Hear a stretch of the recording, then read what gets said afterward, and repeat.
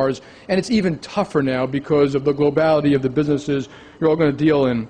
How? Reading is the most important one, but the second one, which is often forgotten, is talking to other people. You can learn more from speaking to people in 15 minutes than if you spent your life doing something. They can explain it to you, and you can learn from watching people.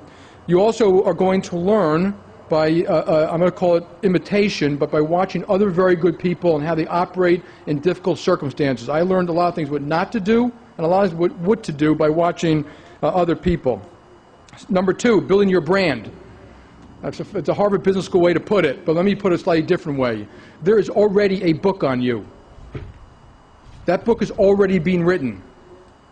And if I spoke to your teachers, your friends, your professionals, your parents, I would know whether you're trusted, how hard you work, whether you're ethical.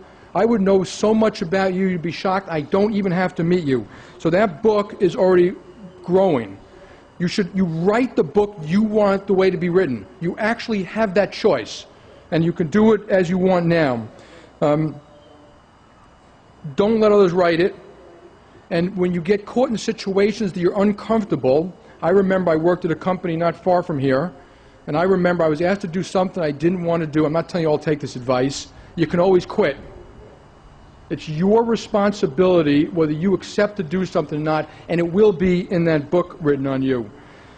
Three, how do you deal with failure, making mistakes? Many of you already have dealt with some very difficult times, so this is no different than some of you already dealt with. When you fail, it's okay to get depressed. It's okay to cry. It's okay to go home. It's okay to blame others for a while, but eventually you have to get over it and move on. The greatest people who've ever walked this planet, and I'm not talking about business people, I'm talking about people like Nelson Mandela and Abe Lincoln, constantly had setbacks in life and failures. Constantly. It happens all the time in business, and some of your success will be how you deal with the failure, not how you deal with the success. When I get introduced, I always get introduced that 1998 I was the president of Citigroup, and in 2000 I took over Bank One. I was fired in 1998. So I went a little bit of experience like this, and it's a painful thing. My boss, who I'd worked for 15 years, called me in and said, we want you to resign. To which I said, okay. I went home, I told my wife and children, I called my wife up and said, Judy, I'm going to tell you something, I'm not kidding, because I always make jokes about things like that. But I wanted to make sure the kids were fine. I went home, I have three wonderful daughters, they were much younger then. I said, the youngest one said, Dad, do we have to sleep in the streets?